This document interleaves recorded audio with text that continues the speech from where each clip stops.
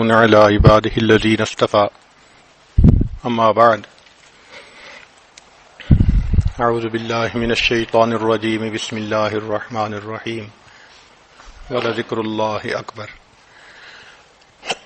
سبحان ربك رب العزة عما يصفون وسلام على المرسلين والحمد لله رب العالمين اللهم صل على سيدنا محمد وعلى آل سیدنا محمد وبارک وسلم۔ سلسلہ عالیہ نقشبندیہ کے 35 اسباق ہیں۔ بیعت ہوتے وقت سالک کو جو بتایا جاتا ہے وہ معمولات ہوتے ہیں۔ معمولات الگ چیز ہے، اسباق الگ چیز ہیں۔ تو وہ جو 5 معمولات بتائے جاتے ہیں اس میں ایک سبق ہے جس کو لطیفہ قلب کہتے ہیں، مراقبہ کہتے ہیں۔ باقی معمولات ورد وظائف ہیں۔ تو ورد وظائف تو ساری عمر وہی رہتے ہیں، البتہ جو مراقبہ ہے اس کا سبق بدلتا چلا جاتا ہے۔ جیسے کسی چھت پر چڑھنے کے لیے 35 سیڑھیاں ہوں تو جو آدمی 35 سیڑھیاں چڑھ جائے گا چھت پہ چلا جائے گا۔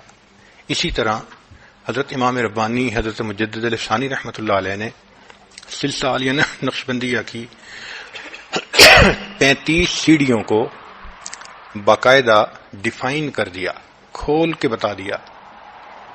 حضرت خواجہ بہاؤالدین نقشبند بخاری رحمۃ اللہ علیہ کے زمانے میں یہ 16 سبق کہلاتے تھے، 16 سبق کہلاتے تھے، یعنی 16 سیڑھیاں تھیں تو فاصلے درمیان میں زیادہ تھے۔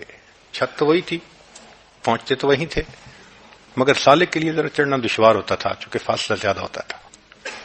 تو حضرت امام ربانی مجدد الثانی رحمۃ اللہ علیہ نے وہ 16 سبق تو ویسے ہی رہے، ان کے اوپر کے جو اسباق تھے ان کو بھی باقاعدہ ترتیب دے کر دائرہ لا تعین تک 35 اسباق بنا دیے۔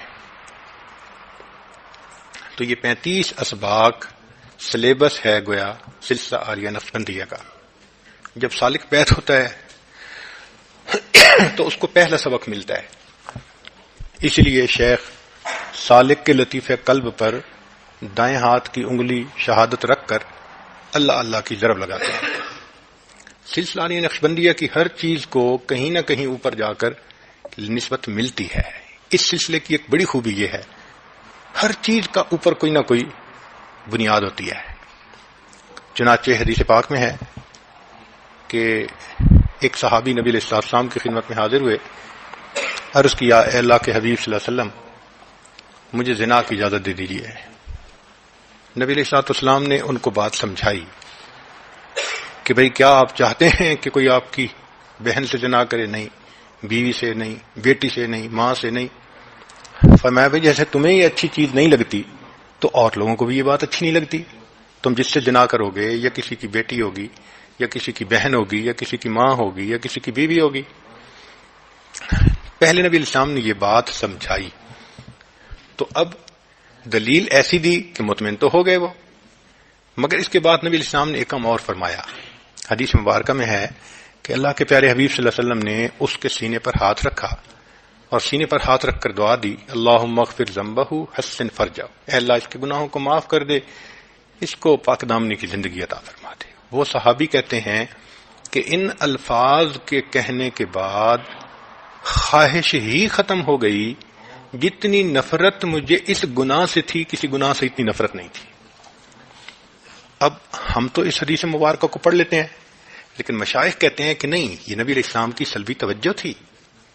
یہ کیسے ہو سکتا ہے کہ ایک آدمی اتنا جذبات میں بھرا ہوا کہ وہ اپنے آپ کو روک نہیں پا رہا، اس کو پتہ نہیں کہ بھئی یہ حرام ہے، اور پھر اللہ کے محبوب صلی اللہ علیہ وسلم سے آ کے اجازت مانگ رہا ہے۔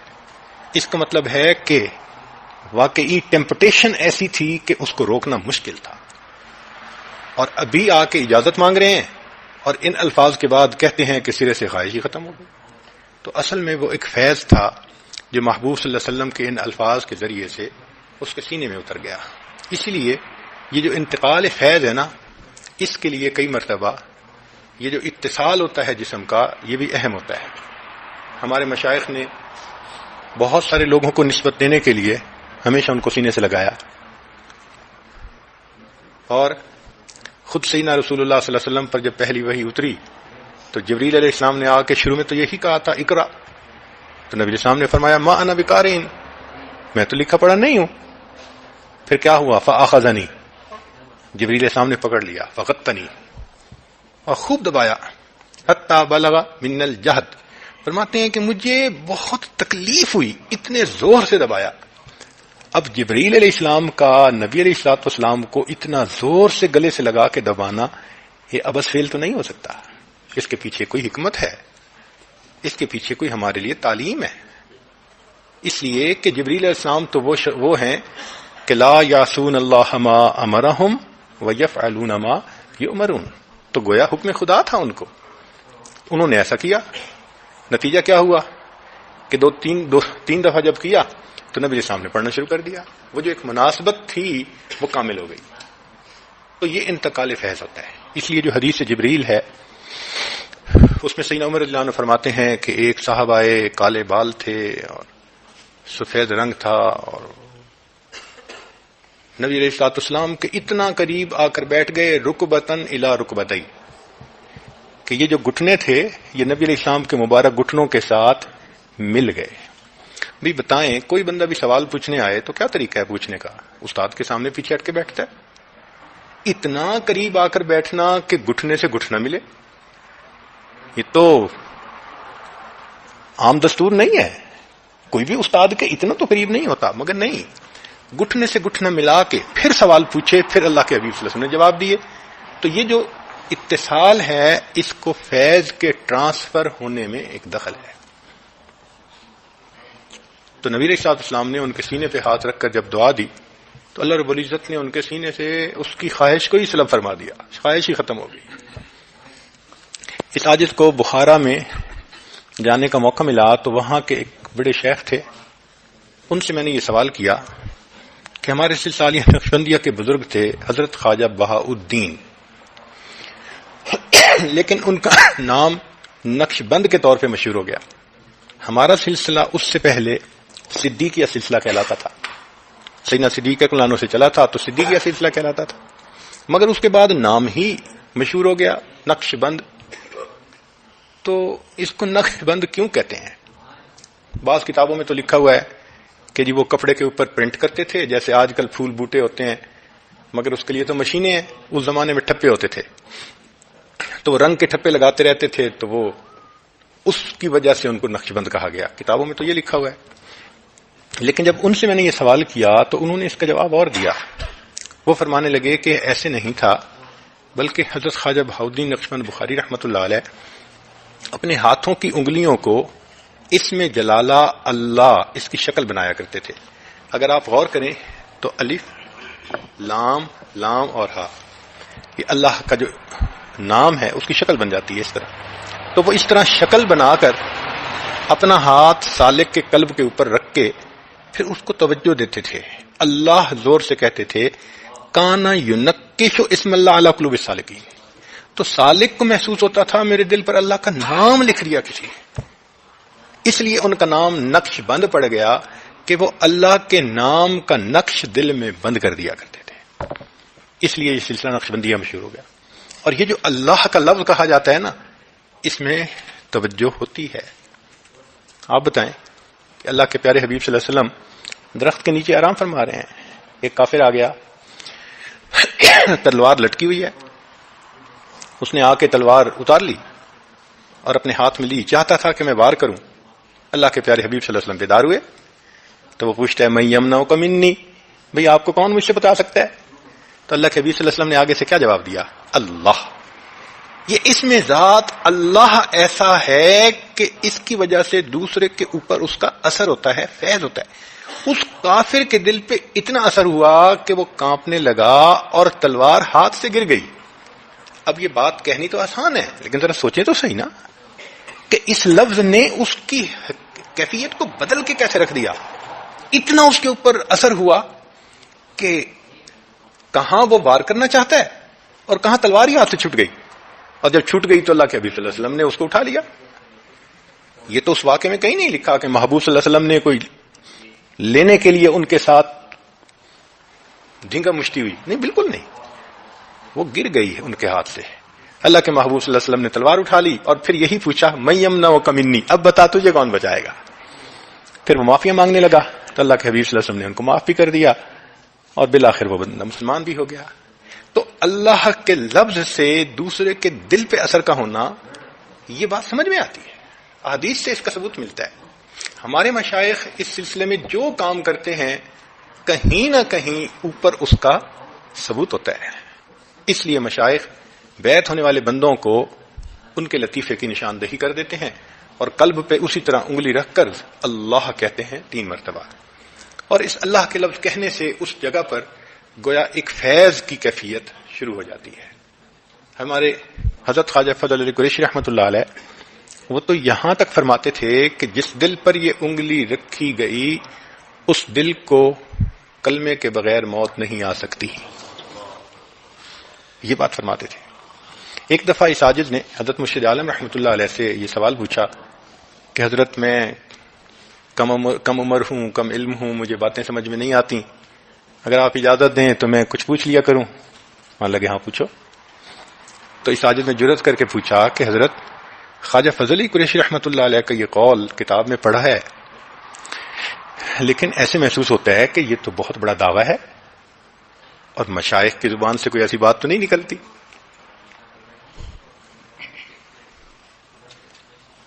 پوری دنیا کا دستور ہے کہ مدعی کو پکڑتے ہیں، تصوف کی دنیا کا دستور دائی کو پکڑتے ہیں.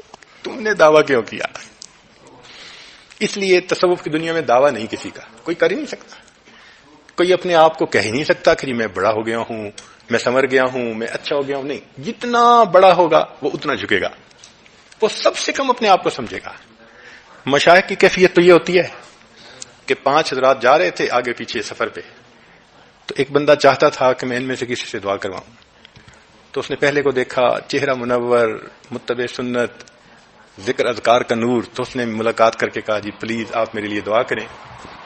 وہ کہنے لگے بھائی جو میرے پیچھے آ رہے ہیں نا وہ بڑے ہیں، ان سے کروانا. تو وہ انتظار میں کھڑا ہو گیا. دوسرے آ گئے، پھر اس نے ان سے بھی یہی کہا. وہ کہنے لگے بھائی جو بڑے ہیں نا وہ تو میرے پیچھے آ رہے ہیں. پھر تیسرے آ گئے، ان سے بھی یہی کہا اس نے، بھائی جو بڑے ہیں وہ تو میرے پیچھے آ رہے ہیں. پھر چوتھے، انہوں نے بھی یہ جواب دیا، حتیٰ کہ وہ انتظار میں رہا کہ میں اب ان کے سب سے بڑے جو آخر میں آ رہے ہیں ان سے دعا کروا رہا ہوں. جب وہ آخر والے آئے اس نے کہا جی آپ سب سے بڑے دعا کریں. اوہو، بڑے تو آگے نکل گئے بھائی سارے. تو تصوف کی دنیا کا دستور یہ ہے کہ ہر بندہ اپنے آپ کو چھوٹا سمجھے گا، جو چھوٹا سمجھے گا وہی بڑا ہوگا، اور جو اپنے آپ کو بڑا سمجھے گا اللہ کی نظر میں وہی چھوٹا ہوگا. اس لیے اس تصوف کی دنیا میں کوئی بات ایسی کر نہیں سکتا. تو میں نے اس وقت یہ بات پیش کی کہ حضرت مشائخ کی زبان سے کوئی ایسی بات تو کبھی نہیں نکلتی، مگر حضرت قریشی رحمۃ اللہ علیہ نے یہ بات کر دی تو کوئی حکمت ہوگی، کوئی حقیقت ہوگی. حضرت مان لگے ہاں تم نے اچھا سوال پوچھا ہے. اور پھر فرمانے لگے کہ حقیقت یہ ہے کہ جب شیخ قلب پر انگلی رکھ کر اللہ کہتا ہے تو فیض کی کچھ مقدار اسی وقت اس کے دل پر ٹرانسفر ہوتی ہے. وہ اس کو محسوس اسی وقت کرے یا نہ کرے، لیکن ایک فیض ہو جاتا ہے. اسی وجہ سے اس کے بعد اس کی زندگی میں ایک تبدیلی آنی شروع ہو جاتی ہے. اس کی اپنی محنت تو کوئی نہیں ہوتی، وہ تو ابھی آ کے بیعت ہوا تھا، اس نے کہاں محنت کی، مگر وہ شیخ کی توجہ ہوتی ہے کہ اس کے ساتھ ہی اس کی زندگی میں تبدیلی آنی شروع ہو جاتی ہے. تو فرمانے لگے کہ یہ تبدیلی عام حالات میں تو تھوڑی نظر آتی ہے، لیکن سالک پھر اس کو ذکر کے ذریعے بڑھاتا ہے، وہ نور چمکاتا ہے. آپ یوں سمجھیں کہ شیخ کی انگلی رکھنے سے 0 واٹ کا بلب تو روشن ہو ہی جاتا ہے. یہ سب سے چھوٹا بلب ہوتا ہے نا. ہمارے ہاں رات کو جب سونے لگتے ہیں تو 0 واٹ کا بلب آن کر دیتے ہیں، وہ سب سے چھوٹی روشنی اسی کی ہوتی ہے، مگر روشنی تو ہوتی ہے. تو وہ 0 واٹ کا بلب تو روشن ہو ہی جاتا ہے. اب وہ جتنی محنت کرتا جائے گا واٹیج بڑھتی جائے گی، 20 واٹ 25 واٹ 40 100 200 500 ماشاءاللہ بڑھتا جائے گا. فرض کرو کہ وہ محنت نہیں کرتا، اس کو نہیں بڑھاتا، تو فرمایا کہ پھر ظاہرہ تو غفلت کی زندگی ہے، مگر وہ جو 0 واٹ کا بلب تھا وہ روشن ہے. تو حضرت فرمانے لگے کہ موت کے وقت ایک ایسی کیفیت آتی ہے جب انسان عالم دنیا کو بھی دیکھ رہا ہوتا ہے، عالم برزخ کو بھی دیکھ رہا ہوتا ہے. جب اس دنیا سے برزخ کی طرف جاتا ہے نا، تو ایک ایسا پوائنٹ آتا ہے کہ جہاں پہ وہ اس دنیا میں ابھی ہوتا ہے، آخری سانس ہوتے ہیں، مگر اس کو آگے کے مکانات اور آگے کی چیزیں بھی دکھانی شروع کر دی جاتی ہیں. یہی تو وجہ تھی کہ فرعون نے جب آخری لمحے پر وہ کچھ دیکھا تھا تو کیا کہا تھا؟ آمنت برب موسیٰ. اس کا مطلب ہے کہ اس نے آگے کے نظارے بھی دیکھ لیے تھے اور ابھی اسے موسیٰ علیہ السلام اور ہارون علیہ السلام یاد بھی تھے. تو اس کا مطلب یہ کہ پیچھے سے منقطع پوری طرح نہیں ہوئے تھے اور آگے پوری طرح ابھی گئے نہیں تھے. یہ درمیان کا ایک ایسا نقطہ ہوتا ہے. تو حضرت نے فرمایا کہ جب وہ کیفیت آتی ہے نا، تو وہ سالک جو بیعت ہونے کے بعد اگرچہ غفلت کی زندگی گزارتا رہا تھا، مگر آگے کی منزلیں دیکھ کے وہ جو 0 واٹ کا بلب ہوتا ہے وہ بھی اس کو روشنی مہیا کرتا ہے اور بندے کو کلمہ نصیب ہو جاتا ہے. اس کی برکت سے کلمہ نصیب ہو جاتا ہے، تو کلمے پہ موت آ جاتی ہے. اللہ اکبر کبیر. تو حضرت خواجہ فضل علی کوشی رحمۃ اللہ علیہ فرماتے تھے کہ جس قلب پر یہ انگلی رکھ گئی اس کو ذکر کے بغیر موت نہیں آ سکتی. اور واقعی ایسے تھا. بلکہ حضرت کے حالات زندگی میں ایک واقعہ ہے کہ ایک علاقے کا غیر مقلد تھا اور بہت ہی زیادہ بحث مباحثہ کرنے والا بندہ تھا.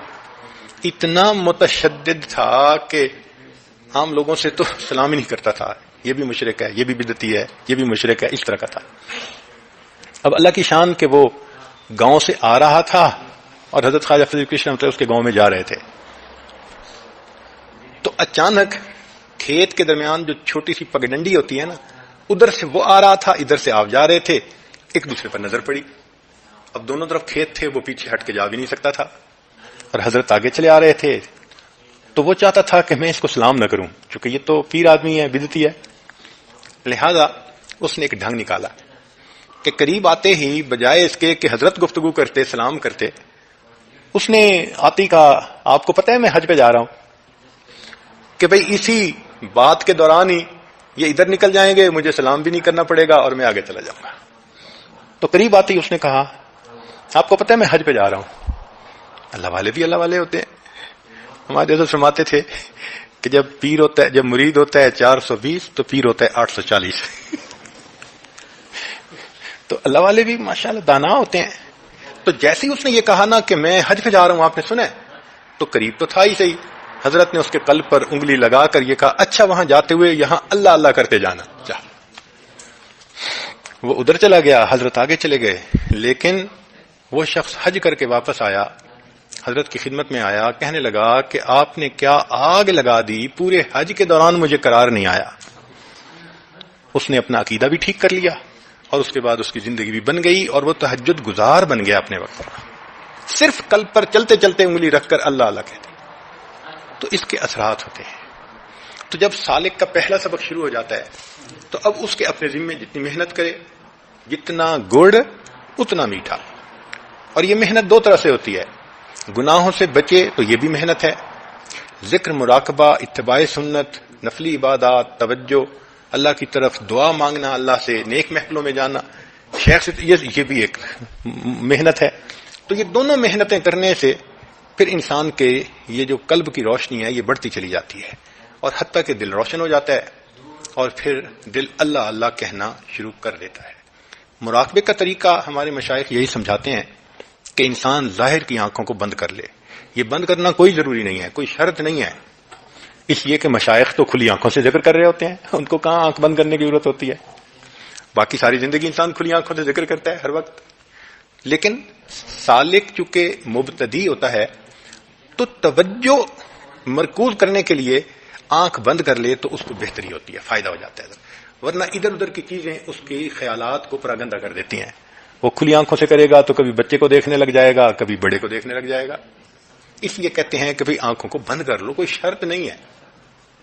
اور یہ بھی کہہ دیتے ہیں کہ جی اپنے اوپر کپڑا ڈال لو، تو کپڑا ڈالنا بھی کوئی ضروری نہیں ہے. ہاں یکسوئی بڑھ جاتی ہے اور اس کی دلیل حدیث پاک سے کہ نبی علیہ الصلوۃ والسلام پر جب وحی اترتی تھی تو حدیث پاک میں آتا ہے کہ نبی علیہ السلام اپنے چہرے انور پر اس وقت ایک کپڑا ڈال لیا کرتے تھے. سیدہ صدیقہ لانا فرماتی ہیں کہ جب واقع افک میں نبی علیہ السلام ان کے گھر تشریف لائے اور گفتگو فرما رہے تھے اور اسی وقت محبوب صلی اللہ علیہ وسلم پر وحی کی کیفیت آئی تو آپ صلی اللہ علیہ وسلم نے چہرے انور پر وہ کپڑا ڈالا اور فرماتی ہیں کہ جب آپ نے وہ کپڑا اٹھایا تو میں نے پیشانی کے اوپر پسینے کے وہ قطرے دیکھے جو خاص وحی کی حالت میں ہوا کرتے تھے. تو وہ اللہ کے پیارے حبیب صلی اللہ علیہ وسلم یکسوئی کی خاطر کر لیا کرتے تھے. تو سالک بھی اگر اس پر عمل کر لے تو یہ کہاں کی بدعت بن گئی؟ بھائی یکسوئی کے لیے انسان نے کیا ہے اور کوئی ہم اس کو شرط بھی نہیں بناتے. فائدہ ہے. آنکھیں بند کرنا لازم نہیں، بہتر ہے. کپڑا ڈالنا لازم نہیں، بہتر ہے. بیٹھ کے مراقبہ کرنا لازم نہیں، بہتر ہے. آپ لیٹ کے بھی مراقبہ کر سکتے ہیں، مگر لیٹ کے مراقبہ کریں گے تو پہلے ہی ماشاءاللہ وہ جو نیند والی فنا ہے وہ غالب آ جائے گی. اس لیے بیٹھ کے مراقبہ کرنے کے لیے کہہ دیتے ہیں. تو اس لیے یہ جو لوگ کہتے ہیں نا جی اس طرح کیوں بیٹھتے ہیں، یہ تو کہیں سے ثابت نہیں.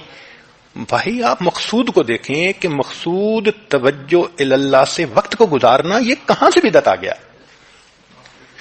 امام ربانی مجدد ثانی رحمۃ اللہ نے ایک بہت خوبصورت دلیل دی ہے. وہ فرماتے ہیں کہ دیکھیں صحابہ رضوان کی نبی علیہ السلام کی خدمت میں جب حاضری ہوتی تھی تو اللہ کے حبیب صلی اللہ علیہ وسلم بہت دیر خاموش رہتے تھے، حتیٰ کہ لکھا ہے یوں محسوس ہوتا تھا کہ جیسے کندھوں پہ پرندے آ کے بیٹھ گئے ہوں. تو مجدد ثانی رحمۃ اللہ علیہ فرماتے ہیں کہ اللہ کے حبیب صلی اللہ علیہ وسلم کی اتنی لمبی دیر کی خاموشی غفلت کی خاموشی نہیں ہو سکتی. کوئی کہہ سکتا ہے کہ اتنی لمبی دیر جو خاموش رہے تو وہ غفلت کی خاموشی تھی؟ یہ تو ہو ہی نہیں سکتا. جبکہ عائشہ صدیقہ عنہا فرماتی ہیں کہ نبی علیہ السلام یذکر اللہ تعالی فی کل احیانہ. اب اگر ان دونوں کو ملائیں کہ ادھر سے تو ہر وقت ذکر کرتے تھے اور ادھر سے لمبی دیر خاموش رہتے تھے، تو دونوں کو جمع کریں تو اسی کا نام مراقبہ ہے. تو اللہ کے حبیب صلی اللہ علیہ وسلم جب اتنی دیر خاموش تھی تو وہ فکر ہوتی تھی، اور یہ مراقبہ جو ہے یہ اسی فکر ہی کا ایک طریقہ ہے جو ہمارے مشائخ نے بتا دیا. اس لیے تسلی کے ساتھ سکون کے ساتھ بیٹھ کے اپنی توجہ کو مرکوز کریں اپنے دل کے اوپر. اس کی وجہ کیا ہے کہ دل کے اندر الٹے سیدھے ہر قسم کے خیالات ہیں. ہم ان خیالات کو نکال کے اس کے اندر اللہ کا خیال ڈالنا چاہتے ہیں تو محنت تو کرنی پڑے گی. اس لیے فرماتے ہیں کہ بھئی بیٹھ کے شروع میں ایک دفعہ نیت کر لو، مستقل یہ چیز سوچنی نہیں. شروع میں ایک دفعہ نیت کر لی کہ اللہ رب العزت کی رحمت آ رہی ہے نبی علیہ الصلوۃ والسلام کے قلب انور پر، اور وہاں سے سیدنا صدیق عنہ کے قلب سے چین جیسے ہوتی ہے نا، اس طرح وہ نور آتا آتا شیخ کے قلب سے میرے قلب میں پہنچ رہا ہے، اور میرے دل کی ظلمت اور سیاہی دور ہو رہی ہے، اور میرا دل بول رہا ہے اللہ اللہ اللہ. خود پڑھنا نہیں ہے، یہ یاد رکھیے. زبان سے نہیں پڑھنا، چونکہ یہ لسانی ذکر نہیں ہے، یہ قلبی ذکر ہے. تو زبان تالو سے لگی ہوئی ہو، سانس نارمل چل رہی ہو، جسم کو حرکت نہیں دینی، بس سکون کے ساتھ ایک دھیان رکھنا ہے کہ جیسے ایک کیسٹ چل رہی ہوتی ہے اور ہم سکون سے سن رہے ہوتے ہیں، توجہ سے سن رہے ہوتے ہیں، یہ دل کی کیسٹ بول رہی ہے اللہ اللہ اللہ اللہ اللہ، اور میں سن رہا ہوں. بس شروع میں نہ وہ بولے گا نہ آپ سنیں گے. ہاں الٹے سیدھے خیال خوب آئیں گے. اب یہ الٹے سیدھے خیال جو آ رہے ہیں تو یہ ہماری روحانی کیفیت ہمیں بتا رہے ہیں کہ دیکھو اندر تمہارے یہ گند بھرا ہوا ہے. اچھا کچھ نوجوان تنگ ہو جاتے ہیں، وہ جی آگے پیچھے خیال نہیں آتے، مراقبے میں بیٹھتے ہیں خیال آتے ہیں. بھائی ذرا دھیان کو جمانے کی کوشش کی تو جہاں دل لگا ہوا ہے وہی چیز سامنے آئے گی. تو اب تک تو دنیا میں دل لگا رہا، تو جن چیزوں میں دل، یہ تو الٹا رونے والی بات ہے کہ یا اللہ یہ میرے دل کی حالت ہے، یہ گند میرے دل میں بھرا پڑا ہے کہ ذرا میں سر جھکاتا ہوں تو مجھے یہی شیطانی شہوانی خیال آنے شروع ہو جاتے ہیں. تو اس کو تو دھونے کی ضرورت ہے. اس لیے آپ بیٹھیں اور بیٹھتے رہیں، اور اس سبق کی کامیابی بیٹھنے میں ہے. بیٹھنا جو ہے نا وہ اصل نقطہ ہے. جو بیٹھتا رہے گا، اللہ تعالیٰ کیا فرماتے ہیں ثم تلین جلودہم وقلوبہم الی ذکر اللہ. تو بیٹھنا تو پڑتا ہی ہے، تلین جلود کا مرتبہ پہلے. بیٹھنا پڑے گا، کمر بھی تھکے گی، گردن بھی تھکے گی. شیطان آ کے کہے گا گھنٹہ گزر گیا اور گزرے 5 منٹ ہوں گے. یعنی اس شیطان کی شیطانیت دیکھو کہ اگر ڈرامہ دیکھتے ہیں، ٹی وی دیکھتے ہیں، کہتے ہیں جی 5 منٹ دیکھنا ہے، تو گھنٹے کے بعد بھی کہتے ہیں بھائی گھنٹہ ہو گیا. اچھا اتنا جلدی گھنٹہ ہو گیا. اور ذکر کا معاملہ ہے تو 5 منٹ بیٹھتے ہیں تو آ کے کہہ دیتا ہے جی گھنٹہ گزر گیا، ہوتے 5 منٹ ہیں. ہمارے مشائخ نے اس کے اوپر خوب محنت کی ہے. اصل میں اللہ تعالیٰ بندے کو بیٹھتا دیکھنا چاہتے ہیں، اس کی طلب کا اظہار اس طرح ہوتا ہے.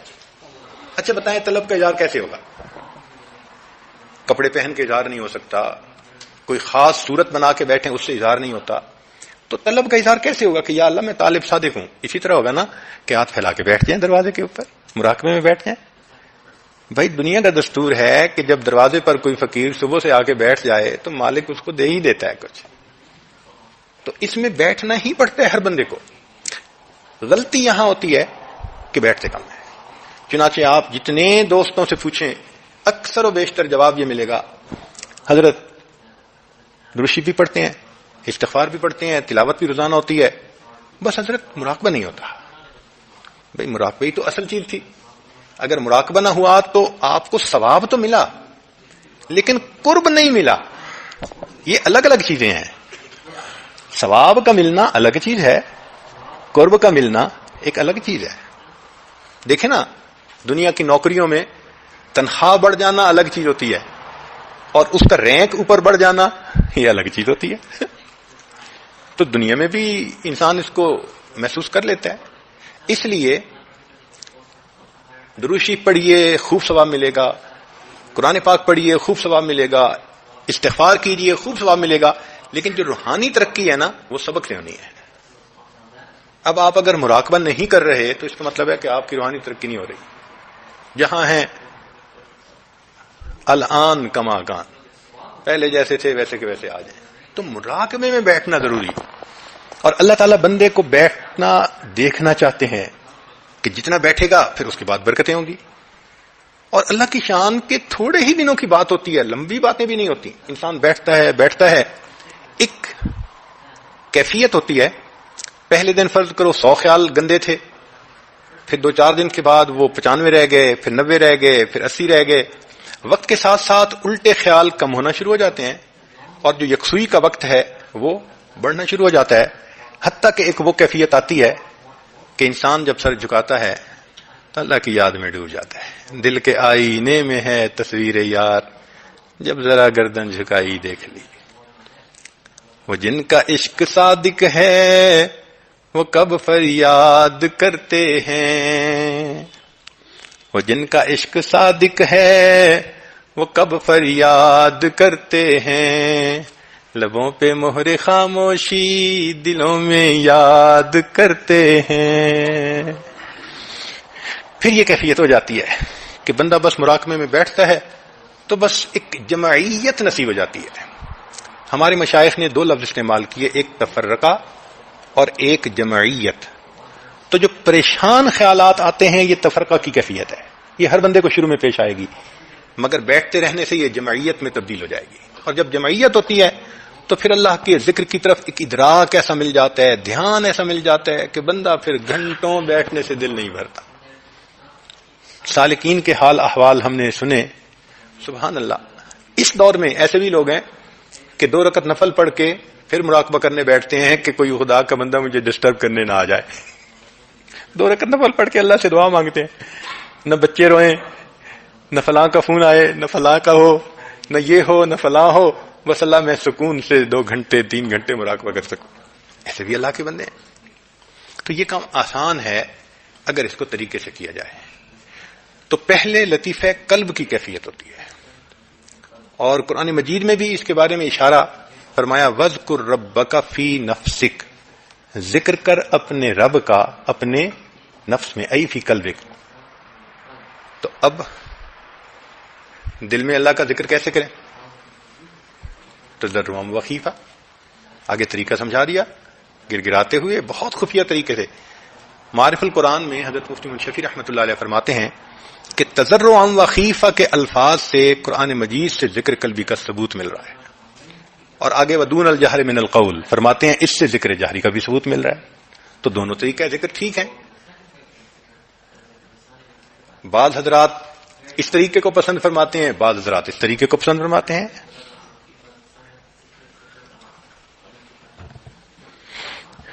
تو یہ مراقبہ اصل میں ہمارا سبق ہے. جب انسان قلب پر مراقبہ کرتا ہے تو پھر قلب کی کیفیت ہوتی ہے، پھر اس کا لطیفہ جاری ہوتا ہے، پھر اس کو فنا بقا ملتی ہے. اس کی تفصیل ہم پہلی مجالس میں کر چکے ہیں، اس کی تفصیل اس وقت کرنے کی ضرورت نہیں ہے.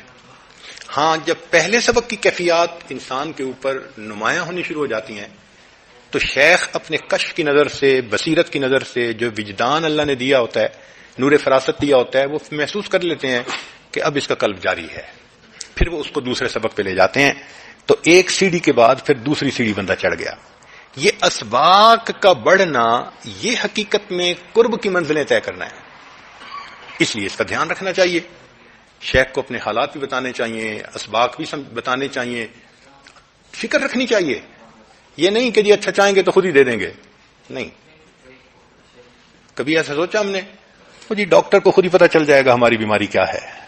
جاتے ہیں تو ڈاکٹر پہلے انٹرویو لیتا ہے کہ ہے کیا، محسوس کیا کرتے ہو. اسی طرح اطلاع دینا یہ سالک کی ذمہ داری ہے.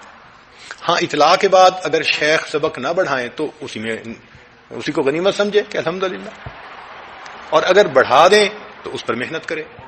مگر اللہ سے دعا مانگے کہ یہ 35 سیڑھیاں جو ہمارے مشائخ نے طے کر دی ہیں، اللہ ہمیں اپنے مشائخ کی زندگی میں ان کو آگے بڑھنے کی توفیق عطا فرما دے. تو یہ لطائف عالم امر کہلاتے ہیں. یہ 5 سبق ہیں: قلب، روح، سر، خفی، اخفا. یہ 5 سیڑھیاں ہو گئیں. پھر عالم خلق کے 2 سبق ہیں: لطیف نفس اور لطیف قالبیہ. اس کو سلطان الاذکار بھی کہتے ہیں. تو یہ 7 لطائف کہلاتے ہیں. ان 7 لطائف پر سبق کرنے سے گویا انسان 7 سیڑھیاں اوپر چڑھ جاتا ہے، یعنی اپنے محبوب کی منزل کے قریب ہو جاتا ہے. تو اب ہم اس بات کو مؤکد کرنے کے لیے اپنے مشائخ کی عبارات سے چھوٹی چھوٹی عبارتیں پڑھ رہے ہیں تاکہ آپ کو بات بھی دل میں بیٹھ جائے اور مشائخ کی عبارات کی جو برکت ہے ہمیں وہ بھی حاصل ہو جائے. اس میں ذات لطائف پر کرنے کا طریقہ امام ربانی حضرت مجد الفانی رحمۃ اللہ علیہ کے مکتوبات معصومیہ دفتر دوم مکتوب 113 ہے. اس کو ذرا سنیے گا کہ ذکر اس میں ذات کا طریقہ یہ ہے کہ طالب کو چاہیے کہ اپنی زبان کو تالو سے لگا لے اور پوری توجہ کے ساتھ قلب صنوبری کی طرف متوجہ ہو جائے. یعنی جہاں شیخ نے انگلی رکھ کر اللہ اللہ کیا تھا اس جگہ پر یہ قلب ہے. چونکہ اس کی شکل ہوتی ہے تو اس کو قلب صنوبری کہہ دیا. اس کی طرف متوجہ ہو جائے جو کہ بائیں پہلو میں ہے، اور یہ قلب صنوبری قلب حقیقی کا آشیانہ ہے جو عالم امر میں ہے. اصل قلب تو ہمارا عالم امر کی چیز ہے نا. اب دیکھیے حدیث پاک میں آتا ہے کہ انسانوں کے دل اللہ کی 2 انگلیوں کے اصابع الرحمن 2 انگلیوں کے درمیان ہے. اب 2 انگلیوں کے درمیان یہ تو لوتھڑا نہیں ہے نا، وہ تو وہ قلب ہے جو حقیقی قلب ہے. یہ اس کا سایہ سمجھ لیجئے، اس کا ذل سمجھ لیجئے، اس کا آشیانہ سمجھ لیجئے. تعلق اس کا ضرور ہے مگر یہ تو لوتھڑا ہے. قلب اس کے اندر ہے جو حقیقی چیز ہے. تو اس کی طرف انسان دھیان کر کے بیٹھ جائے اور لفظ مبارک اللہ کو دل میں خیال کے طور پر گزارے اور دل کی زبان سے اس بزرگ لفظ کو دل کی صورت کا تصور کیے بغیر، یعنی دل کی صورت کا تصور نہیں کرنا کہ بھئی دل ایسا ہے صنوبری شکل کا، نہیں، بغیر کسی ایسے دھیان کے اللہ کا ذکر کرے مگر سانس کو بھی نہ روکے اور ذکر کہنے میں زبان کو بھی کسی طرح کا دخل نہ دے، اور سانس حسب معمول آتا رہے اور لفظ اللہ سے بے مثل ذات مراد لے اور اللہ کی کسی صفت کو ملحوظ نہ رکھے تاکہ ذات کی بلندی سے صفات کی پستی میں نہ کہیں آ جائے. کیا عجیب بات لکھی ہے کہ اللہ تعالیٰ کی صفات کا اس وقت نہ کرے دھیان. کیوں؟ اس وقت تو ذات کا دھیان ہے اور ذات بلند ہے صفات سے. اس لیے فقط ذات کا تصور کر کے اللہ کا نام اپنے دل سے گزاریں. اللہ اللہ اللہ. اس کو جو ہے مراقبہ کہا جاتا ہے. تو پہلے لطیفہ قلب پر یہی سبق کرتے ہیں، پھر شیخ دوسرا سبق دے دیتا ہے تو لطیفہ روح پر کرتے ہیں، پھر سر، خفی، اخفا، نفس اور قالبیہ. یہ 7 جو ہیں لطائف، یہ ایک ہی طریقہ ہے ان کا ذکر کرنے کا، لیکن پہلے کے بعد دوسرا. فنا اور بقا بھی پہلے کے بعد پھر دوسرے کی پھر تیسرے کی آتی ہے. اب اسی کو ایک اور بزرگ ہیں حضرت خواجہ دوست محمد کندھاری رحمۃ اللہ علیہ، انہوں نے بھی لکھا ہے فرماتے ہیں کہ ذکر اس میں ذات لطائف میں اپنے فکر اور توجہ سے جاری ہوتا ہے یا متواتر لطائف پر خیال رکھنے سے جاری ہوتا ہے. بھائی جان، مقصود بالذات ان ہر دو طریقوں سے اونچا ہے، لیکن اس قدر ضرور ہے کہ ابتدائی سلوک میں ذکر اسم ذات ہر لطیفے کے اندر اسی وقت جریان کرتا ہے کہ جب سالک کامل توجہ سے ذکر کرتا رہے. یعنی پہلے تو بیٹھنا پڑتا ہے اور خود تکلفاً یہ ذکر کرنا پڑتا ہے، اور یہ جو تکلفاً ہے یہ بعد میں بے تکلف ہو جاتا ہے، عادت ہو جاتی ہے انسان کی.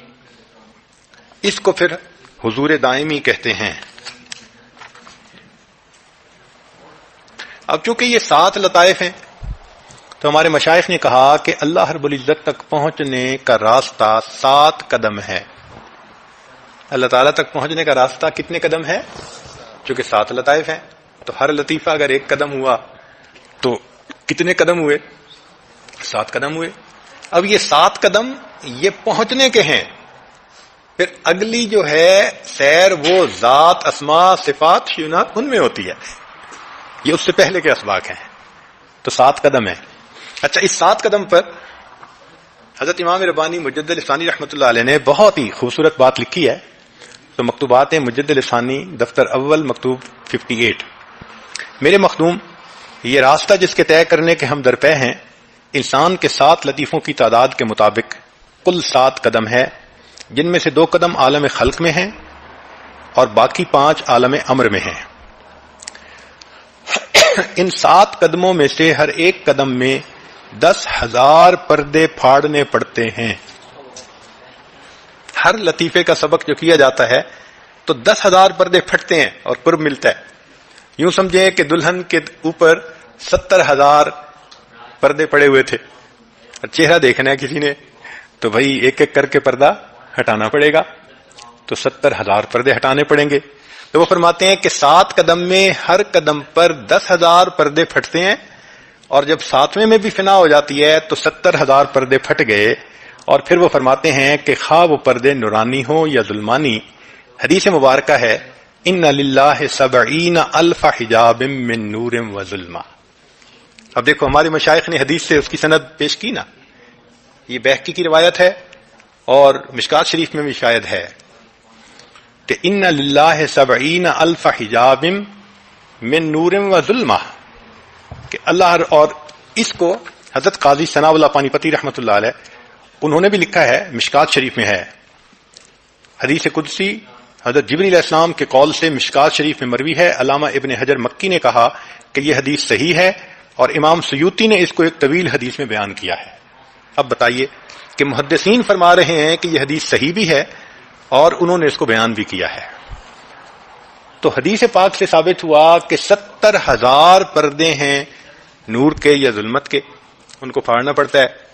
اب وہ 70,000 پردوں کو ہم ویسے تو نہیں سمجھ سکتے. اللہ جزائے خیر دے ہمارے مشائخ کو کہ جنہوں نے حقیقت کو سمجھنا کتنا آسان کر دیا.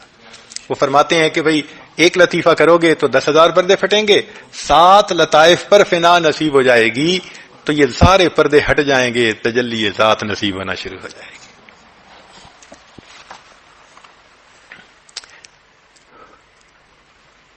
بعض بزرگوں نے کہا کہ قلب کی 2 جہتیں ہوتی ہیں، جبکہ حضرت خواجہ بہاؤالدین نقشبند رحمۃ اللہ علیہ فرماتے ہیں کہ میرے نزدیک 6 جہات ہوتی ہیں، 6 جہتیں ہوتی ہیں، یعنی 6 ڈائریکشنز ہوتی ہیں. تو وہ فرماتے ہیں کہ پہلے مشائخ یہی کہتے آئے کہ قلب کی 2 جہتیں ہوتی ہیں، 2 جہتیں ہوتی ہیں، مگر میرے مطابق 6 جہتیں ہوتی ہیں. تو اب اس میں سمجھنے والی بات کیا ہے کہ دیکھیں پہلے مشائخ چونکہ نفس کی اصلاح کے ذریعے سے سلوک طے کرتے تھے تو وہ یہ فرماتے تھے کہ قلب روح اور نفس کے درمیان ہے. قلب کیا ہے؟ نفس اور روح کے درمیان ہے. تو لہذا قلب کی 2 جہتیں ہوئیں، ایک جہت اس کی روح والی اور ایک جہت اس کی نفس والی. وہ فرماتے ہیں لیکن ہمارے سلسلہ میں چونکہ 7 لطائف ہیں، ایک قلب ہوا تو اور باقی کتنے ہوئے؟ 6. تو 6 جہات وہ کہتے ہیں کہ ہر لطیفے کا قلب کے ساتھ ایک تعلق ہے. اس لیے انہوں نے کہا کہ ہمارے نزدیک قلب جو ہے وہ 6 جہات ہے، ہر ایک کے ساتھ اس کا ایک تعلق ہے.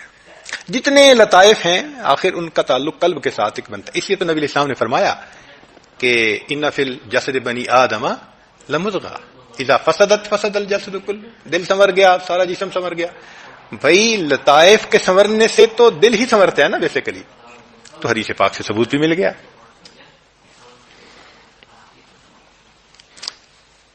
تو یہ مجدد الثانی رحمۃ اللہ علیہ کی کتاب ہے مبدا و معاد. ذرا سن لیجئے. حضرت خواجہ نقشبند قدس اللہ تعالی نے فرمایا ہے کہ مشائخ میں سے ہر ایک کے آئینہ کی 2 جہتیں ہوتی ہیں، لیکن میرے آئینہ کی یعنی میرے قلب کی 6 جہتیں ہیں. یقیناً آج تک اس بزرگ خاندان کے کسی ایک خلیفہ نے بھی اس کلمہ قدسیہ کی کوئی تشریح بیان نہیں فرمائی، بلکہ اشارہ اور کنایہ میں بھی کسی نے اس بارے میں کوئی بات نہیں کی. اس حقیر اور کم مایہ کو کیا حق پہنچتا ہے کہ وہ اس کی شرح و بیان میں لب کشائی کرے اور اس کی توضیح میں زبان کھولے. لیکن چونکہ حق تعالی و تقدس نے محض اپنے فضل و کرم سے اس معمہ کا راز اس حقیر پر کھول دیا اور اس کی حقیقت کو جیسا کہ چاہیے تھا واضح فرما دیا، لہذا دل میں آیا کہ اس چھپے ہوئے نایاب موتی کو بیان کی انگلیوں سے تحریر کی لڑی میں پرو دوں اور ترجمانی کی زبان سے معرض تقریر میں لے آؤں. استخارہ کرنے کے بعد اس بارے میں تحریر کیا جاتا ہے. اللہ تعالیٰ سے استدعا کرتا ہوں کہ وہ غلطی سے محفوظ رکھے اور بیان کی توفیق عطا فرمائے. آگے فرماتے ہیں کہ جاننا چاہیے کہ آئینہ سے مراد عارف کا قلب ہے اور روح اور نفس کے درمیان ایک برزخ ہے. جیسے پہلے مشائخ نے کہا کہ دل درمیان میں ایک طرف روح اور ایک طرف نفس. ان بزرگوں نے آئینے کی 2 جہتوں سے اس کی روح والی جہت اور نفس والی جہت مراد لی. لہذا مشائخ کو جب مقام قلب میں رسائی ہوتی ہے تو ان کی دونوں جہتیں ان پر منکشف ہو جاتی ہیں، برخلاف اس طریقہ کے جس میں حضرت خواجہ نقشبند خصوصی امتیاز رکھتے ہیں کہ اس مقام میں چونکہ انتہا ابتدا میں مندرج ہوتی ہے، لہذا اس طریقہ میں آئینہ قلب کی 6 جہتیں نمایاں ہوتی ہیں.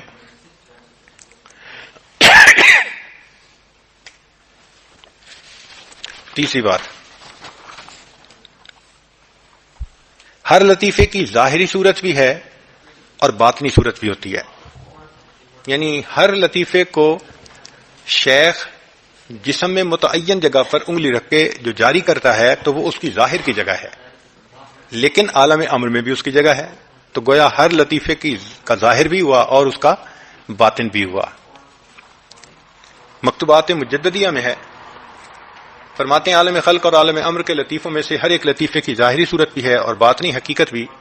جس طرح عنصر خاک ظاہر بھی رکھتا ہے اور باطن بھی، اسی طرح اخفا ظاہر بھی رکھتا ہے اور باطن بھی.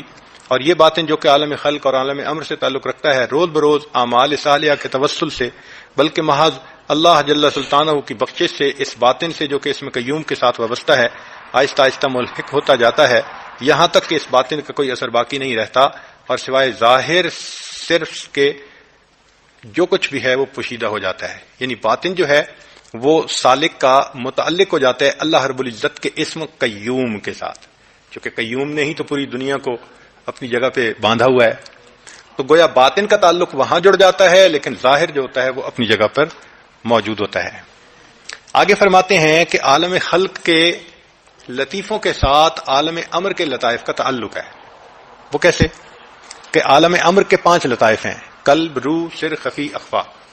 اور عالم خلق کے کہنے کو 2 لطائف ہیں، لیکن جو قالبیہ ہے نا اس میں 4 عناصر ہیں. اگر ان ہر عنصر کو الگ الگ کر دیں تو نفس کے ساتھ ملا کے وہ بھی 5 بن جاتے ہیں. تو 5 عالم امر کے اور 5 عالم خلق کے، اور ان کا آپس میں ایک دوسرے کے ساتھ تعلق ہے. وہ تعلق کس طرح؟ کہ قلب کا تعلق انسان کے نفس کے ساتھ ہے، روح کا تعلق ہوا کے ساتھ ہے، سر کا تعلق آب پانی کے ساتھ ہے، اور خفی کا تعلق آگ کے ساتھ ہے، اور اخفا کا تعلق وہ مٹی کے ساتھ ہے، خاک کے ساتھ ہے. اس کے بارے میں ذرا سن لیجیے. یہ ہے مکتوبات معصومیہ دفتر سوم. نفس انسانی اور عناصر اربع ہیں اور عالم خلق کے یہ لطائف 5 عالم امر کے لطائف 5 کی اصل ہیں. لطیف نفس کا معاملہ قلب کے معاملے کی اصل ہے، لطیف ہوا کا معاملہ لطیف روح کے معاملے کی اصل ہے، لطیف آب کا معاملہ لطیف سر کی اصل، لطیف نار کا معاملہ لطیف خفی کی اصل، اور لطیف خاک کا معاملہ لطیف اخفا کے معاملے کی اصل ہے. آگے ایک بات ہے مکتوبات مجددیہ میں لکھی ہوئی کہ کیا ذکر قلبی خوارق و کرامات سے افضل ہے؟ بہت پیاری بحث فرمائی ہے کہ عام جو کرامات صادر ہوتی ہیں مادی قسم کی، وہ فرماتے ہیں ان کی تو کوئی حقیقت ہی نہیں ہے، ان کی تو کوئی شریعت کی نظر میں حقیقت ہی نہیں ہے۔ ایسے خوارے کے عادات تو جادوگروں سے بھی صادر ہو جاتے ہیں، ہندوؤں کو بھی یہ حاصل ہو جاتی ہیں چیزیں، خوارے کے عادات کا ظاہر ہونا، تو یہ کوئی انوکھی چیز تو نہیں ہے نا۔ مگر قلب کا زندہ ہو جانا فرماتے ہیں کہ یہ کوئی اور نہیں کر سکتا، یہ فقط اللہ والے ہی کر سکتے ہیں، اور اس میں دل کے نور کو دخل ہے، لہذا قلب کا جاری ہو جانا باقی تمام کرامتوں سے بڑی کرامت ہے۔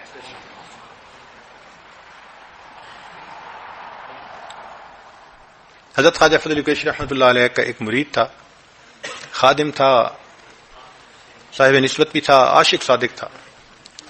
وہ ایک مرتبہ حضرت کو ملنے کے لیے جانا چاہ رہا تھا، ملتان شہر دور ہے ذرا، تو وہ ریلوے اسٹیشن پر پہنچا کہ بھائی گاڑی کے ذریعے سے میں سفر طے کروں، قریب کے شہر پہنچوں۔ پتہ چلا کہ گاڑی تو چلی گئی۔ اب وہ پریشان کھڑے تھے تو ایک اور بندہ بھی ساتھ تھا۔ اتنے میں ایک ٹھیلا آیا، وہ جو ریلوے لائن کی مرمت کرنے والے لوگ ہوتے ہیں نا، ان کے پاس اپنا انجن ہوتا ہے اور اس کے ساتھ انہوں نے ایک ٹھیلا لگایا ہوتا ہے، اور وہ چل کے راستے میں دیکھ رہے ہوتے ہیں کہاں لائن ٹھیک ہے، کہاں مرمت کی ضرورت ہے، کیا ہے۔ اب اس نے اس اسٹیشن پہ آگے جانا تھا، تو یہ وہ انجن والے کے پاس آ گئے اور آ کے کہنے لگے کہ بھائی ہمیں بھی ساتھ لے جائیں آپ۔ اس نے کہا بھائی میں آپ کو کیسے لے کے جاؤں، میں تو سواری کو نہیں لے کے جا سکتا۔ یہ خاموش ہو گئے۔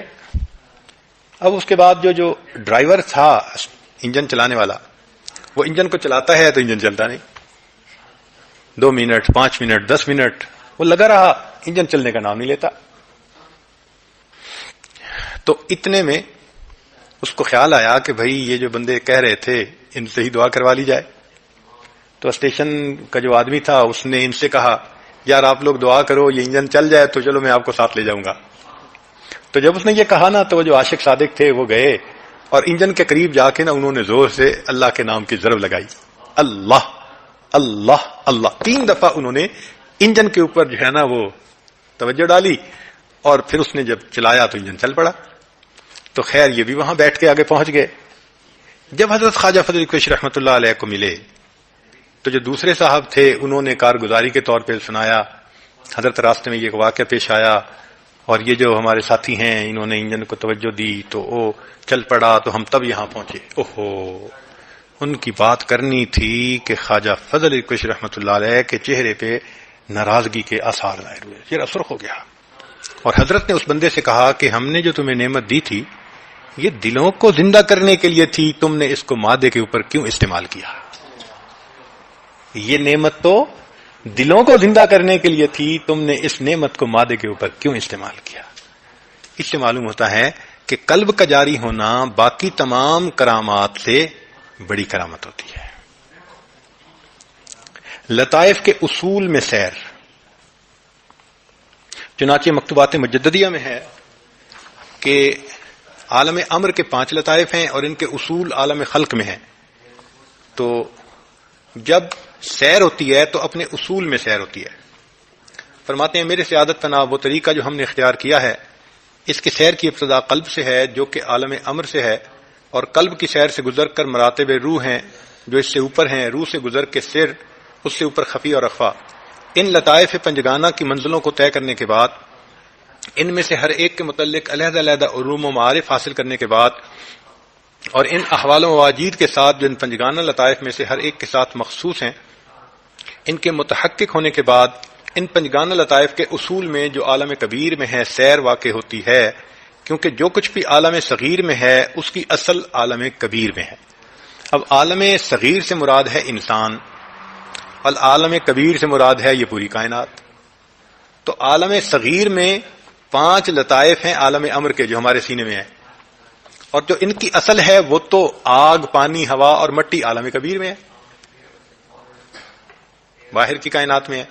تو اس لیے کہا کہ عالم صغیر کی سیر پہلے ہوتی ہے، پھر اس کے بعد عالم کبیر کی سیر ہوتی ہے۔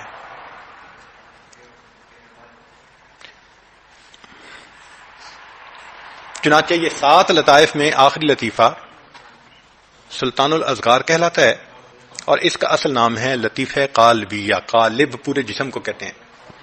تو یعنی آگے پیچھے تو مختلف جگہوں پہ ذکر کیا، اور اس جگہ پر پھر پورا جسم انسان کا جو ہے وہ ذکر کرنا شروع کر دیتا ہے، پوری باڈی ذکر کرتی ہے. اور اس کا مقام ہمارے مشائخ نے وسط سر رکھا ہے، کہ سر کے درمیان میں. اللہ کی شان کہ ہمارے مشائخ نے کشف کی نظر سے دیکھ کے نفس کا مقام پیشانی میں رکھا. اور اب جو ماڈرن ریسرچ ہوئی ہے دماغ کے اوپر، اس میں یہ بات ثابت ہوئی ہے کہ انسان کے دماغ کا جو ماتھے کی طرف کا حصہ ہے، انسان کا تکبر، عجب، وہ سارا کا سارا معاملہ اسی کی جگہ پر وابستہ ہے. وہ جذبات وہاں پیدا ہوتے ہیں.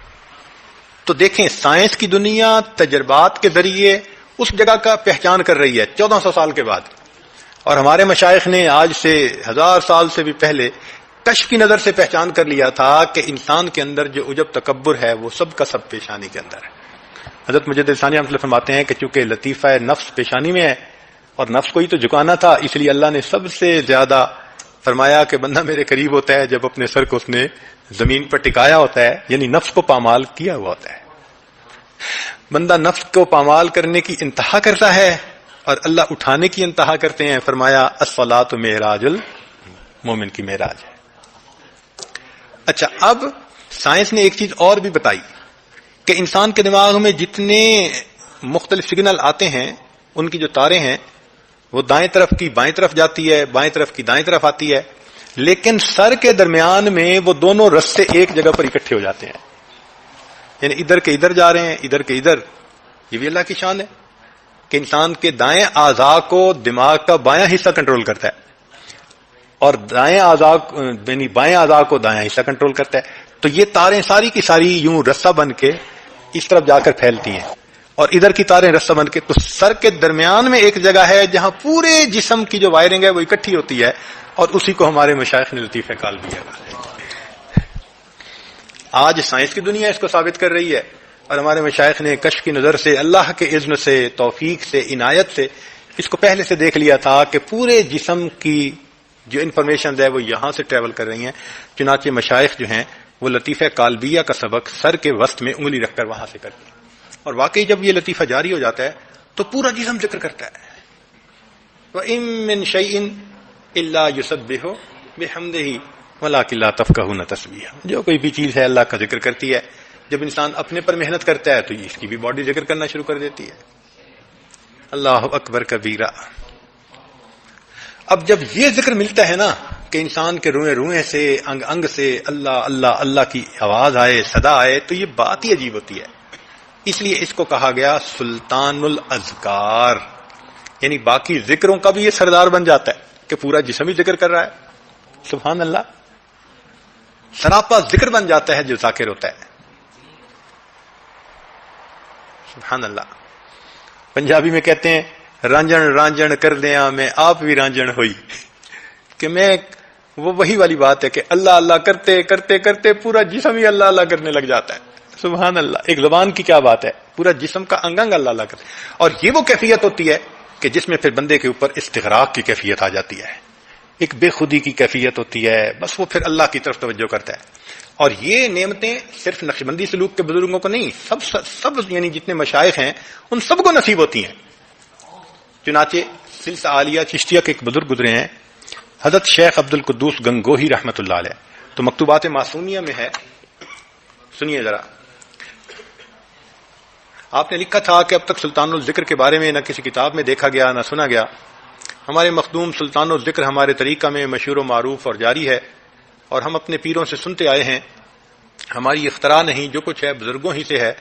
حضرت شیخ عبد القدوس گنگوہی رحمۃ اللہ علیہ جو ہندوستان کے اکابر مشائخ میں سے ہیں، حضرت خواجہ عبید اللہ احرار رحمۃ اللہ علیہ کے زمانے کے قریب ہوئے ہیں. آخری عمر میں آپ پر استغراق و بے خودی غالب آ گئی. نماز کے اوقات میں آپ کو بلند آواز سے بیدار کرتے تھے. لوگوں نے آپ سے اس کا راز دریافت کیا. آگے پیچھے بے خودی. جب نماز الصلاۃ الصلاۃ کہتے تو ہوش میں آ جاتے اور کھڑے ہو کے نماز پڑھتے، اور نماز کے بعد پھر وہی بے خودی. تو لوگوں نے کہا بھئی یہ کیا نشہ ہے؟ تو اس پر فرماتے ہیں کہ آخری عمر میں آپ پر استغراق و بے خودی غالب آ گئی. نماز کے اوقات کو بلند آواز سے بیدار کرتے تھے. لوگوں نے آپ سے اس کا راز دریافت کیا تو آپ نے فرمایا کہ میں نے دل کو ذکر سے بہت زیادہ کوٹا ہے، یعنی ضربیں لگائی ہیں، لہذا سلطان ذکر ہر وقت غالب رہتا ہے اور مجھے مجھ سے چھین لیتا ہے۔ یعنی ذکر میرے اوپر اتنا غالب رہتا ہے کہ مجھ کو مجھ سے چھین لیتا ہے۔ اللہ اکبر۔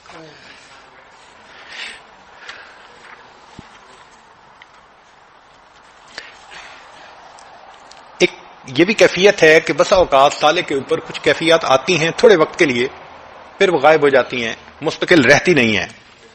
تو مبدا و معاد میں حضرت خواجہ مجد علی ثانی رحمۃ اللہ علیہ اس کی تشریح فرماتے ہیں کہ بھئی مختلف لطائف ہیں اور ان کی فنا چلتی ہے، تو کبھی کوئی کیفیت آتی ہے، کبھی انسان کے اوپر کوئی کیفیت آتی ہے، اس لیے وہ کیفیت جس لطیفہ کے فنا کی ہوتی ہے وہ سب میں وہی رنگ آ جاتا ہے، باقی لطائف میں بھی وہی کیفیتیں کچھ وقت کے لیے آ جاتی ہیں، مگر اس کے بعد پھر وہ اگلے لطیفے کی فنا ملنے کی وجہ سے پھر بدل جاتی ہیں، اس لیے کیفیتیں آتی ہیں اور کیفیتیں زائل ہو جاتی ہیں۔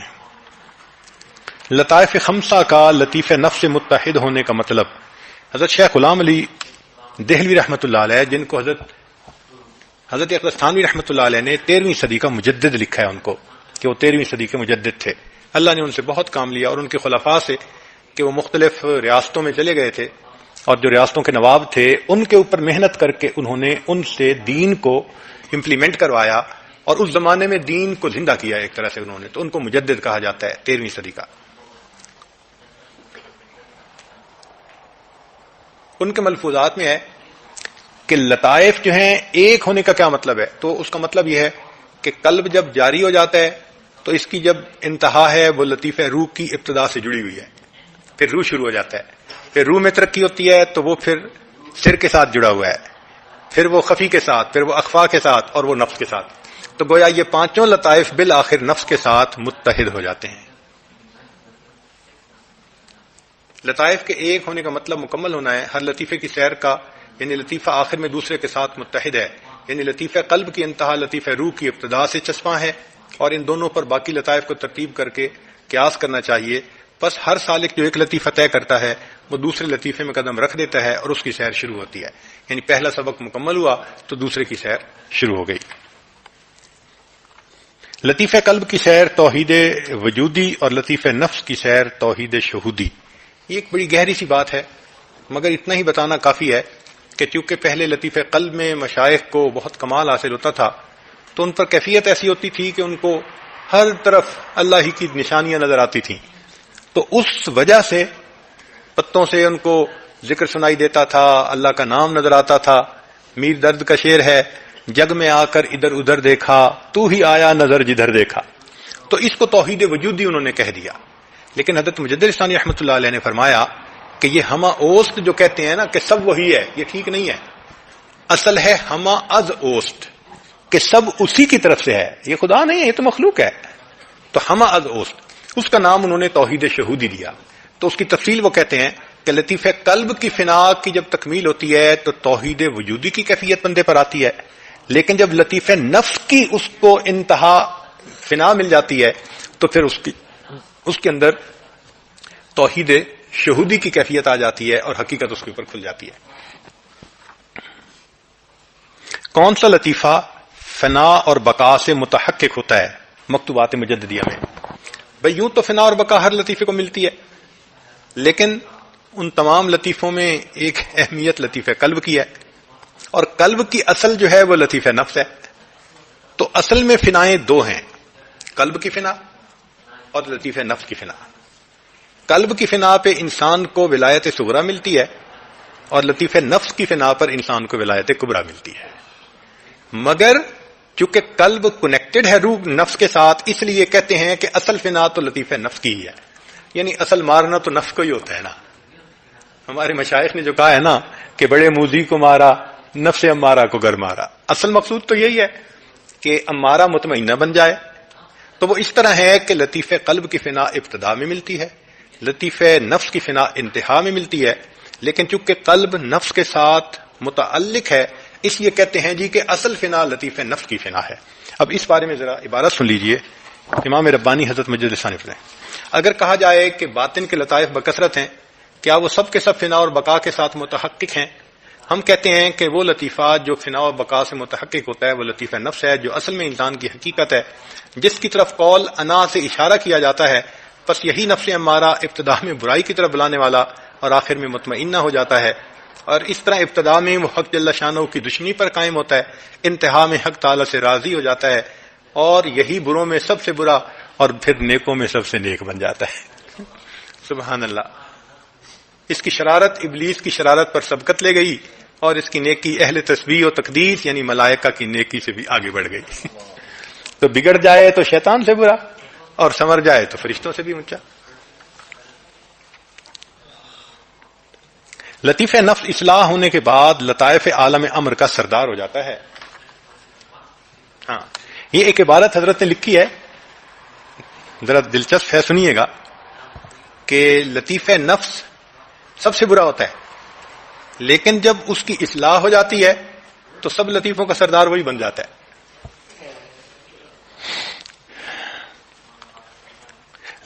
نفس جب اوصاف رذیلہ سے پاک ہو جاتا ہے تو ہمسری اور انانیت کے دعویٰ سے بری اور تائب ہو جاتا ہے، اور مطمئنہ اور مقبول ہو جاتا ہے، اور آیت کریمہ ربنا اخرجنا من حال هذه القرية الظالم اهلها کے مقتضا کے مطابق اپنی جگہ چھوڑ دیتا ہے، اور گناہ کی زمین سے ہجرت کر جاتا ہے، اور نیکوں کی ہمسائیگی جو کہ عالم امر کے لطائف ہیں اختیار کر لیتا ہے۔ خیارکم فی الجاہلیت خیارکم فی الاسلام۔ سبحان اللہ۔ ہمارے مشائخ کی یہ عجیب خوبصورت بات ہے کہ جو بات بھی ہوتی ہے تو حدیث سے اس کی سند کہیں نہ کہیں سے ضرور لے آتے ہیں۔ تو جیسے حدیث پاک میں ہے کہ جو تم میں جہالت میں سب سے زیادہ جاہلیت میں آگے تھا، جب وہ سمجھ لائے، اس کے اندر تفقہ آ جائے اسلام میں، تو وہ اسلام میں بھی ان سے آگے بڑھ جائے گا۔ تو نفس کا یہی حال ہے کہ جاہل ہے تو یہ سب سے بڑا جاہل، اور جب سنورتا ہے تو پھر سب نیکوں سے بڑا نیک بھی یہی بن جاتا ہے۔ تو فرماتے ہیں کہ مطابق عالم امر کے لطائف کا سردار ہو جاتا ہے، اور تخت صدر سینہ پر قرار پکڑ کر تسلط قائم کر لیتا ہے۔ جب نفس اپنی ہستی اور انانیت سے غربت و نیستی میں آیا، اور خواہشات و تعلقات سے یکسو خالی ہو گیا، اور ان چیزوں کو ان کے اہل کے سپرد کر دیا، تو موت اور عدم کے ساتھ موافقت کر لی، تو حق تعالیٰ نے اس کو اس عزت کے ساتھ نوازا اور خلعت سلطنت کے ساتھ مشرف کیا۔ فانظروا الی آثار رحمت اللہ کیف یحیی الارض بعد موتها۔ اس وقت اوصاف ذمیمہ و اخلاق سیئہ کی بجائے اوصاف حمیدہ اخلاق حسنہ اس کو عطا ہو جاتے ہیں، اور اس سے نیکی کے سوا اور کوئی چیز ظاہر نہیں ہوتی۔ وہ حق کی طرف بلاتا ہے، فَأُولَٰئِكَ يُبَدِّلُ اللَّهُ سَيِّئَاتِهِمْ حَسَنَاتٍ وَكَانَ اللَّهُ غَفُورًا رَحِيمًا۔ اب تک تو ہم یہی سمجھتے رہے کہ صرف گناہ جو ہے وہ نیکیوں میں بدلتے ہیں۔ حضرت فرماتے ہیں اس میں یہ بھی اشارہ ہے کہ اللہ تعالیٰ پھر جو نفس جیسا گناہ گار ہوتا ہے اس کو پھر اچھا بنا کے نیکوں کا سردار بنا لیتے ہیں۔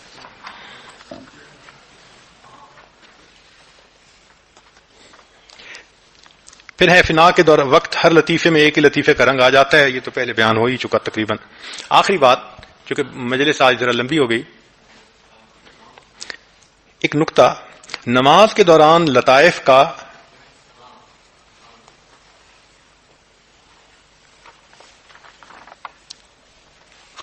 حال۔ دستور تو یہ ہے کہ نماز میں انسان ذکر کی طرف متوجہ نہ ہو، ذات کی طرف متوجہ ہو، کیونکہ ذکر جو ہے وہ نیچے کا درجہ ہے اور وہ غائب کے لیے کیا جاتا ہے، لیکن مشاہدہ تو حاضر کا ہوتا ہے، اور نماز میں تو مشاہدے کی کیفیت ہوتی ہے نا، اس لیے ذکر کی بجائے ذات کی کیفیت۔ تو لیکن اس میں مجد الاسلام رحمۃ اللہ نے ایک عجیب بات لکھی ہے، وہ فرماتے ہیں کہ جو مشائخ ہیں جن کے ذمے فنا اور بقا کا کام مکمل ہو کے لوگوں کی رشد و ہدایت کا کام ہوتا ہے، وہ فرماتے ہیں کہ ان کی جتنی بلندی ہوتی ہے، عروج ہوتا ہے، ان کا جو عروج کے بعد نزول ہے وہ بھی سب سے زیادہ کامل ہوتا ہے، سب سے زیادہ۔ اتنا نزول ہو جاتا ہے کہ عام بندہ محسوس بھی نہیں کر سکتا کہ یہ عام بندہ ہے یا کوئی اور ہے۔ اور اس پر وہ دلیل دیتے ہیں کہ نبی علیہ السلام کا عروج سب سے زیادہ تھا، اور آپ صلی اللہ علیہ وسلم کا نزول بھی کائنات میں سب سے کامل تھا۔